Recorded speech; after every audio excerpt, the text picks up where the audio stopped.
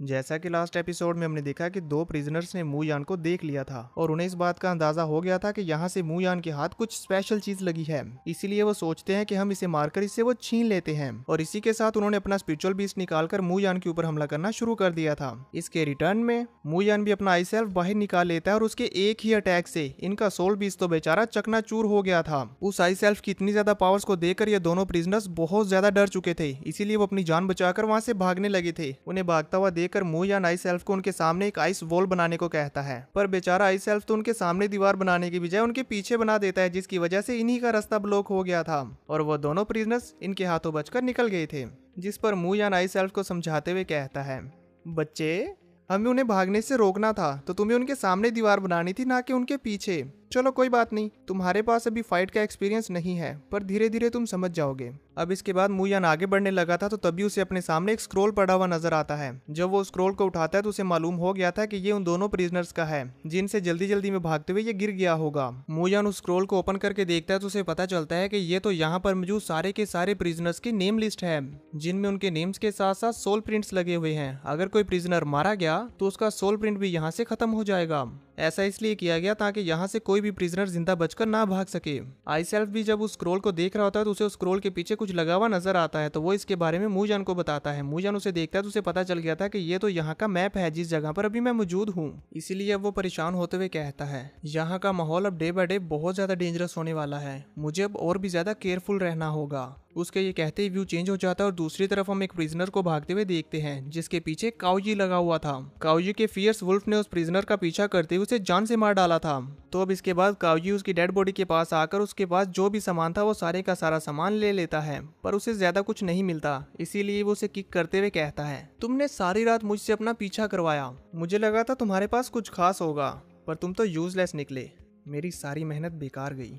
वो अभी इतना बोल ही रहा था कि तभी उसे लोगों के चिल्लाने की आवाज आती है। जैसे वो पीछे मुड़ के देखता है तो उसे पता चलता है कि कुछ लोग किसी चीज से डरते हुए इसी तरफ भागते आ रहे हैं। थोड़ी देर बाद उसे ये भी मालूम हो गया था कि वो कौन सी चीज है जिससे ये लोग डर रहे हैं। उस पर्सन को देखकर काओजी भी काफी ज्यादा हैरान हो गया था और कहता है, यांग लैंग कैन, यांग फैमिली का स्ट्रॉन्गेस्ट पर्सन, ये इस आइलैंड पर किस लिए आया है। जबकि दूसरी तरफ हम देखते हैं कि यांग लैंग ने अपने स्पिरिचुअल बीस्ट की हेल्प से सभी लोगों को जान से मार डाला था और हम देखते हैं कि वो भी इन मरे हुए लोगों से स्क्रोल्स को इकट्ठा कर रहा था। तभी वो काओजी को देखते हुए उससे कहता है, ये कितनी शर्म की बात है, तुम्हें उस लड़के की वजह से ऐसी जगह पर फेंक दिया गया और अब तुम इतनी बुरी सिचुएशन में हो। जिस पर काओजी उन्हें ग्रीट करते हुए कहता है, लॉर्ड यांग, मैं तो बस आपकी फैमिली की ही हेल्प कर रहा था। जिस पर लॉर्ड यांग अपनी पावर्स को रिलीज करते हुए कहते हैं, तुम्हारी हिम्मत भी कैसे हुई ऐसा कहने की, इसके बदले में तुमने हमसे बहुत सारा फायदा उठाया है, पर फिर भी तुमने उस यूजलेस मू यान को नहीं मारा, इसी वजह से आज तुम्हारी ये हालत है। उनकी ये बात सुनकर काओजी भी समझ चुका था कि अब मेरी दाल नहीं गलने वाली, इसीलिए वो कोई और ट्रिक सोचने लगता है और सोचने के बाद फिर यांग लैंग को ग्रीट करते हुए कहता है, लॉर्ड यांग, आप प्लीज पहले मेरी बात सुने। उसके ये कहते ही व्यू चेंज हो जाता है और दूसरी तरफ हमें दिखाया जाता है मू यान को, जो एक पेड़ के ऊपर फॉक्सी के साथ आराम कर रहा था। तभी उसे सपना आता है कि जब उसका क्लैन एकदम खुशहाल हुआ करता था तब उसके फादर उसके साथ कितना टाइम स्पेंड करते थे और वो इसके साथ बहुत मस्ती मजाक भी किया करते थे। साथ ही साथ वो इसे सोल पेट्स के बारे में बहुत ज्यादा नॉलेज भी दिया करते थे और फाइट कैसे करनी है, ओपोनेंट से बचना कैसे है, ये सारी चीजें बहुत अच्छे से समझाते थे। सपने से जब उसकी आंख खुलती है तो वो अपने डैड को ही याद कर रहा होता है। मू यान के उठने की वजह से मूजी भी उठ चुकी थी और वो उठते ही मू यान को प्यार करने लगती है। जिस पर मू यान भी मूजी को सहलाते हुए कहता है, मैं ठीक हूँ, बस मैंने अपने पास्ट से रिलेटेड सपना देखा, मे भी ये हमारी लास्ट नाइट हुई बैटल की वजह से हुआ हो। और फिर वो वहां से उठकर जाने लगा था कि तभी उसे फील होता है कि कोई किसी का पीछा कर रहा है। जैसे वो देखता है तो उसे वहां पर एक प्रिजनर और ब्लड बीस्ट नजर आता है, जिसे देखकर मू यान समझ गया था कि ये तो यांग फैमिली का सोल पेट है। पर यांग फैमिली के लोग इस आइलैंड पर क्यों आएंगे? मू यान अभी इतना सोच ही रहा था कि तभी वो पर्सन जिसका ये ब्लड बीस्ट है वो वहां पर आ जाता है और उस प्रिजनर से कहता है, जल्दी से मुझे बताओ कि वो मैप कहाँ पर है। मू यान उस पर्सन को देखकर पहचान गया था और कहता है, यांग जीडी। उसे देखकर मू यान को बहुत ज्यादा गुस्सा आ गया था क्योंकि ये वही है जिसने मू यान को जान से मारने की कोशिश की और इनके क्लैन को डिस्ट्रॉय किया। वो प्रिजनर जो कि यांग के सामने था वो अपनी जान की भीख मांग रहा होता है और कहता है कि मेरे पास मैप नहीं है, वो मेरे दूसरे दोस्त के पास था। पर यंग उसकी एक भी नहीं सुनता और अपने ब्लड बीस्ट के हाथों उस पर्सन को जान से मरवा देता है। यंग की बातों से हमें पता चलता है कि इस आइलैंड पर टोटल 20 मैप्स हैं जिन्हें इसे कलेक्ट करना है। तभी वो अपनी स्टोरेज रिंग से एक मैप स्क्रॉल को बाहर निकालता है। उस स्क्रॉल को ग्लो करता हुआ देखकर उसे मालूम हो गया था कि दूसरा स्क्रॉल भी आसपास ही है, इसलिए अब उसे पता चल चुका था कि यहाँ पर कोई ना कोई तो छुपा हुआ है और वो बड़ी ही जल्दी इसका भी पता लगा लेता है। इसलिए अब मजबूरन मू यान को उसके सामने आना पड़ता है। सामने आते ही इन दोनों के सोल बीस्ट एक दूसरे के ऊपर स्लैश अटैक्स लगाते हैं जो आपस में टकराकर वहीं खत्म हो गए थे। मू यान को देखकर यांग शौक होते हुए कहता है, चू मू यान, तुम यहाँ पर कैसे आए? तो मू यान उससे कहता है, thanks to your Yang family, उन्हीं की वजह से तो यह सब कुछ पॉसिबल हो पाया। मू यान की यह बात सुनकर यांग तो 2 कदम पीछे हट चुका था और फिर गुस्से में अपने मन में सोचता है, इसके अंदर से कितना स्ट्रॉन्ग किलिंग इंटेंट निकल रहा है। क्या ये अभी भी पहले की तरह यूजलेस यंग मास्टर है? तभी मू यान उससे पूछता है, तुम्हारा यहाँ पर आने का पर्पस क्या है और तुम्हारे कितने लोग इस आइलैंड पर आए हुए हैं? मुझे बता दोगे तो हो सकता है कि तुम्हें मारते समय मैं तुम्हें ज्यादा तकलीफ ना होने दूं। जिस पर वो कहता है, तुम बेवकूफ, तुम्हारे सोल पैट ने भी तुम्हारा साथ नहीं दिया था, उसने भी तुम्हें धोखा दिया था और तुम्हें लगता है कि मैं तुम्हारी बात मानूंगा? तुम तो एक सोल पैट मास्टर भी नहीं बन सके और मुझे मारोगे? और फिर वो अपने सोल बीस्ट को मू यान के ऊपर हमला करने के लिए कहता है, जिस पर उसका वो ब्लड बीस्ट आगे बढ़ते हुए फॉक्सी के ऊपर हमला करता है, पर फॉक्सी बड़े ही आराम से अटैक करते हुए उसे पीछे हटा देती है। फॉक्सी की पावर को देखकर यांग कहता है, मुझे तो लगा था कि ये कोई पावरफुल फॉक्स होगी, पर ये तो कचरा है। ओह चूमू, तुम वाकई गैंगलुओ सिटी का नंबर 1 यूजलेस होना डिजर्व करते हो। और फिर वो कह के लगाकर हंसते हुए अपने ब्लड बीस्ट से कहता है, जाओ इसकी मूनलाइट फॉक्स के टुकड़े टुकड़े कर दो। यंग अपने ब्लड बीस्ट को मूजी को जान से मारने के लिए आगे भेजता है तो मूजी भी तेजी के साथ आगे बढ़ते हुए उस पर हमला करना शुरू कर देती है, जिसमें हम देखते हैं कि मूजी ने बड़ी तेजी के साथ अपने मून स्प्लिटिंग ब्लेड का यूज करते हुए उस ब्लड थर्स्टी बीस्ट को कुछ ही सेकंड में जान से मार डाला था। अपने बीस्ट को लो लेवल की फॉक्स के हाथों मरा हुआ देखकर यंग तो बहुत ज्यादा हैरान हो गया था और वो कहता है, नहीं, मेरे साथ धोखा हुआ है, ये फॉक्स तो लो लेवल की थी, ये अचानक से इतनी हाई लेवल की कैसे हो गई? उसकी ये बात सुनकर मू यान उससे कहता है, अब तुम्हें रियलाइज हुआ, पर अब काफी देर हो चुकी है। मूजी उसके ब्लड बीस्ट को मारने के बाद उस पर हमला करने के लिए आगे बढ़ रही थी और जैसे ही वो उस पर हमला करने ही वाली थी कि तभी यंग उसके इस हमले से बचने के लिए अपने विंड अटैक को यूज करता है, जिसकी वजह से उसने मूजी को घुमाते हुए दूर फेंक दिया था। और फिर वो गुस्से में चीखते हुए कहता है, चू मू यान, तुमने मेरे ब्लड बीस्ट को मार डाला, मैं तुम्हारे टुकड़े टुकड़े कर दूंगा। ये कहते हुए वो अपने एक और ब्लड बीस्ट को समन कर लेता है जो कि पहले वाले से भी ज्यादा खतरनाक और खूंखार था। यंग के इस बीस्ट को देखकर मू यान भी डरने लगा था। अब मू यान को इस बात का एहसास तो हो चुका था कि मूजी इसका सामना नहीं कर सकती, इसीलिए वो उसे वापस आने को कहता है, पर मूजी वापस नहीं आती और फाइट के लिए रेडी हो जाती है। तो ये देखकर मू यान कहता है, तो ठीक है, अगर तुम लड़ना ही चाहती हो तो चलो लड़ते हैं। और इसी के साथ अब इन दोनों बीस्ट के दरमियान फाइट शुरू हो जाती है, जिसमें हम देखते हैं कि मूजी अपने फ्लेम थ्रोवर से उसके ऊपर हमला करती है, लेकिन उस ब्लड बीस्ट को तो इससे कुछ भी फर्क नहीं पड़ता और फिर वो ब्लड बीस्ट मूजी पर हमला करना शुरू कर देता है। पर मूजी जानती थी कि वो इससे हेड ऑन फाइट नहीं कर सकती, इसीलिए वो इससे बचते बचाते इस पर हमला कर रही थी। पर फिर भी वो ब्लड बीस्ट तो सच में बहुत ज्यादा पावरफुल था। फुर्तीली होने की वजह से मूजी उसके हर हमले से बच पा रही थी। तो ये देखकर यंग को और भी ज्यादा गुस्सा आ जाता है, वो अपने ब्लड थर्स्टी बीस्ट के किलिंग मूड को एक्टिवेट कर देता है, जिसकी वजह से उसके सोल पैट की पावर्स और भी ज्यादा बढ़ गई थी और उसकी आंखें पूरी तरह से इविल रेड हो जाती हैं। वो ब्लड थर्स्टी बीस्ट अब इतना ज्यादा पावरफुल और खूंखार हो चुका था कि वो सिर्फ अपने एक ही हमले में अपने सामने की पूरी जमीन को शैटर्ड कर देता है, जिसकी वजह से मू यान के लिए भी अपनी जगह पर खड़ा हो पाना मुश्किल था। तो वो भी जंप करता हुआ पेड़ पर चला जाता है।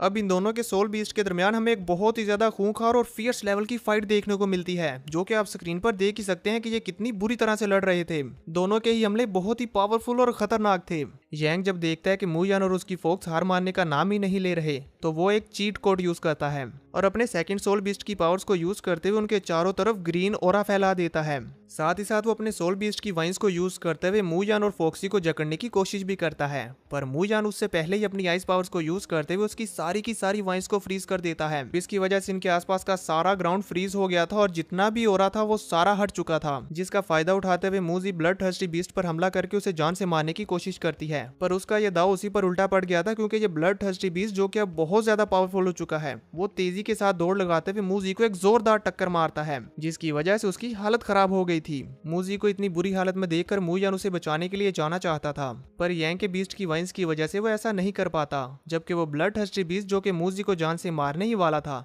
यंग उसे कहता है, इस बेकार सी फोक्स को मारने की कोई जरूरत नहीं है, तुम इसके मास्टर को जान से मारो। जिस पर वो ब्लड बीस्ट ऐसा ही करता और अपनी बहुत ज्यादा पावर को अनलीश करते हुए मूयान पर हमला करने के लिए तेजी से आगे बढ़ने लगा था। उसे अपनी तरफ आता हुआ देखकर मूयान आइस एल्फ की हेल्प से अपने सामने एक डबल आइस वॉल बना लेता है, जिस वॉल के साथ वो ब्लड थर्स्टी बीस्ट जोर के साथ टकराता है। उसे लग रहा था कि वो इस वॉल को तोड़ लेगा, पर वो नहीं तोड़ पाता और उसके ऊपर बार बार अपने अलग अलग अटैक्स करता रहता है, पर इससे भी उस वॉल को कोई फर्क नहीं पड़ता। तभी मूजी खुद को संभालते हुए दोबारा से इस ब्लड बीस्ट के साथ लड़ना शुरू कर देती है। उसे ऐसा करते हुए देखकर यंग कहता है, ये बेकार सी फोक्स इतनी बुरी तरह से इंजर्ड होने के बाद अभी भी मेरे बीस्ट के साथ लड़ना चाहती है।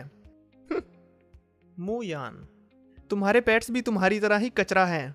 एक बार इस कंपटीशन की वो स्पेशल टेक्निक मेरे हाथ लग लेने दो, फिर मैं तुम्हारी चू फैमिली को पूरी तरह खत्म कर दूंगा। उसकी इस बात पर मूयान को याद आता है कि कैसे उसकी फैमिली के जो भी बचे खुचे मेंबर हैं वो सारे इसी की यांग फैमिली के अंडर में बहुत मुश्किल से सरवाइव कर रहे हैं। अगर वो टेक्निक इसके हाथ में लग गई तो बहुत बुरा होगा। ये सब सोचकर मूयान को बहुत ज्यादा गुस्सा आ गया था, इसलिए वो मूजी से कहता है, मूजी वापिस आ जाओ, अब इससे आगे बैटल निंग कंटिन्यू करेगा। पर मूजी इसके लिए तैयार नहीं थी, क्योंकि वो अपने हाथों से इन्हें मारना चाहती थी। मूजी को मूयान की बातें ना मानता हुआ देखकर यंग उस पर जोर जोर से हंसने लगता है और कहता है, मूयान तुम वाकई ही यूजलेस हो, इवन तुम्हारी ये बेकार सी फोक्स भी तुम्हारे ऑर्डर्स को नहीं मान रही। यंग की ये बातें सुनकर मूजी को भी बहुत ज्यादा गुस्सा आ गया था, इसीलिए वो भी वहां पर एक जोरदार रोर करती है और इसी के साथ अपने अंदर से बहुत ज्यादा पावर को अनलीश करती है, जिससे हमें मालूम हो जाता है कि वो ब्रेक थ्रू करेगी। और मूयान भी समझ चुका था कि अब मूजी ब्रेक थ्रू करने वाली है, क्योंकि लास्ट टाइम जब मूजी ने ब्रेक थ्रू किया था तब भी इसने बिल्कुल ऐसा ही किया था। मूजी के अंदर से इतनी ज्यादा पावर्स को अनलीश होता हुआ देखकर यंग बेचारे की हवा टाइट हो चुकी थी और वो कहता है, इसमें से कितना ज्यादा स्ट्रॉन्ग डेमोनिक ऑरा निकल रहा है, पर ये अचानक से ऐसा कैसे कर सकती है? ये फोक्स तो ट्रांसफॉर्म हो रही है। एक तरफ यंग बेचारा जिसकी मूजी की इतनी ज्यादा पावर्स को देखकर हवा टाइट हो चुकी है, जबकि दूसरी तरफ मूयान जो कि मूजी को ट्रांसफॉर्म होता हुआ देखकर खुश हो रहा होता है। अब फाइनली मूजी ट्रांसफॉर्म होकर 6 टेल मूनलाइट फोक्स बन चुकी थी, जिसकी पावर्स पहले से बहुत ज्यादा बढ़ चुकी हैं। यंग को तो अपनी आंखों पर यकीन नहीं हो रहा था, वो अभी भी अपने मन में यही सोच रहा होता है कि ये कैसे पॉसिबल है, एक बेकार सी मूनलाइट फोक्स ऐसे सडनली कैसे इविल फ्लेम 6 टेल फोक्स में ट्रांसफॉर्म हो गई। वो अभी इसी कश्मकश में था कि तभी मूजी बड़ी तेजी के साथ आगे बढ़ते हुए सबसे पहले उसके ब्लड थर्स्टी बीस्ट को अपने एक ही अटैक से जान से मार डालती है, और फिर आगे बढ़ते हुए उसने यंग को भी जमीन पर गिरा लिया था, और फिर वो उस पर एक जोरदार रोर करती है, जिससे उस बेचारे की जान तो हलक तक आ चुकी थी। वो यंग जो कि पहले बड़ी बड़ी फेंक रहा था अब अपनी जान की भीख मांगने लगता है, और उसके पास अपनी टीम की जितनी भी जानकारी थी वो सारी की सारी मूयान को बता देता है, जिस इन्फॉर्मेशन से मूयान को पता चलता है कि यंग फैमिली का strongest person Yang Lang Kang भी यहाँ पर आया हुआ है, और ये लोग यहाँ पर mad blood I soul technique की फुल फॉर्म को हासिल करने के लिए आए हैं, जो बहुत ही खतरनाक टेक्निक है। मूयान अभी इसके बारे में सोचते हुए यंग से कुछ पूछने ही वाला था कि तभी यंग अपना सीक्रेट डैगर निकालते हुए मूयान को जान से मारने की कोशिश करता है, कि इतने में फोक्सी अपने फ्लेम थ्रोवर से यंग को ही जान से मार डालती है। तो अब मूयान उसके पास मौजूद मैप्स और उसके पास जितना भी सामान था वो सारे का सारा ले लेता है, और डिसाइड करता है कि मैं mad blood I technique in young family वालों के हाथ में नहीं जाने दे सकता। सीन कट हो जाता और हमें दिखाया जाता है यंग लैंग को, जो कि अपने बड़े से स्पिरिचुअल बीस्ट के ऊपर खड़ा हुआ था, और काओजी उनसे मिन्नतें करते हुए कहता है, मैं स्क्रोल्स इकट्ठा करने और ट्रेजर्स फाइंड करने में आपकी हेल्प करूंगा, आप बस प्लीज मुझे यहाँ पर सरवाइव करके फर्स्ट आने में हेल्प करें, और जब मैं 3 सालों के बाद इस आइलैंड को छोड़कर जाऊंगा तो फिर मैं नाइटमेयर पैलेस में भी आपकी हेल्प करूंगा। सीनियर यंग को ये डील अच्छी लगती है, इसीलिए वो काओजी की हेल्प करने के लिए तैयार हो चुके थे, और उसके पास जितने भी स्क्रोल मौजूद थे वो काओजी से सारे स्क्रोल ले लेते हैं। उस स्क्रोल को हासिल करते उन्हें पता चलता है कि उनका एक टीम मेंबर जॉन से मारा जा चुका है, और ये टीम मेंबर वही था जिसे अभी थोड़ी देर पहले मूयान ने मारा है। इसी के साथ सीन कट होता और दूसरी तरफ हमें दिखाया जाता है मूयान को, जो कि वाटरफॉल के पीछे बनी हुई एक हिडन केव के अंदर रेस्ट करने के लिए आया हुआ था।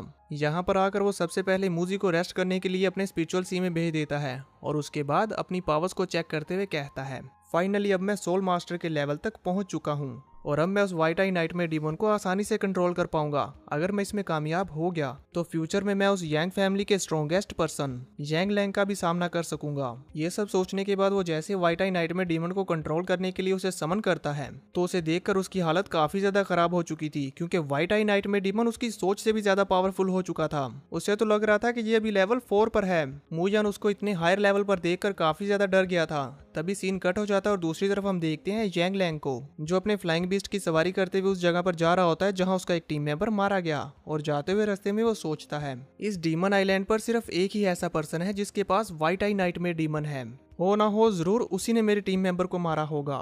ये सोचते हुए वो अपने डेस्टिनेशन पर पहुंच चुका था, और इसी के साथ ये एपिसोड हो जाता है खत्म। तो देखेंगे नेक्स्ट एपिसोड में कि क्या वो मूजान से अपने टीम मेंबर का बदला ले भी पाएगा।